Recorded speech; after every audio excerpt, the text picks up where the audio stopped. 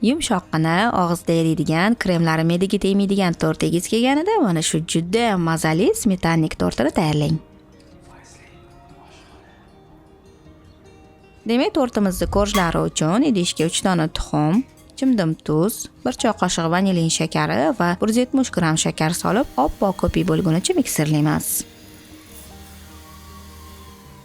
Ko'pirgan tuxumga 30 ml o'simlik yog'i hamda 200 gram smetana qo'shib, yana nomiga miksirlab olishimiz kerak. Endi elakdan 180 gram oliy navli sifatli turon uni va 2 choy qoshiq razrixlitelga o'tkazib, asta-sekinlik bilan qumoqlarini qoldirmasdan xamirni aralashtiramiz. Tayyor xamir mana shunaqa konsistensiyada bo'ladi. Xamirni pishiriq qog'oz solingan listga qo'yib, iloji boricha bir tekisda surib chiqamiz. Go'sht oldindan 180 darajada qizib turgan duxovkada 16-18 daqiqa pishiriladi. Birinchi go'shtdan keyin ikkinchi kakaoli go'shtni ham deyarli xuddi shu usulda tayyorlab olamiz. Faqat 180 gram un o'rniga 150 gram un, 30 gramiga esa kakao qo'shishimiz kerak.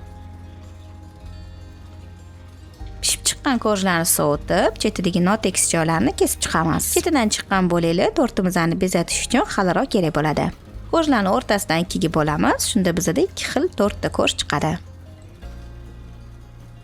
Endi navbat krem tayyorlashga. Buning uchun bizga yaxshi, mazali, eng asosiysi sifatli smetana bilan qaymoq kerak bo'ladi. Men Latiko brendining sut mahsulotlaridan foydalanaman. Quruq va yog'siz idishda 400 gram qaymoq, 170 gram shakar upasi, 1 choy qoshiq vanilin shakarini quyilguncha miksirlaymiz.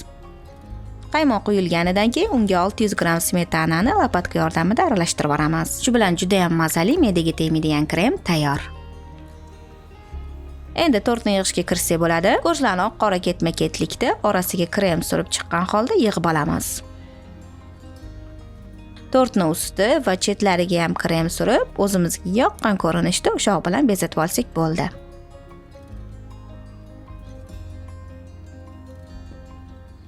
Tayyor tortimiz usti yopiq holda kamida 3 soat sovutgichda turishi kerak.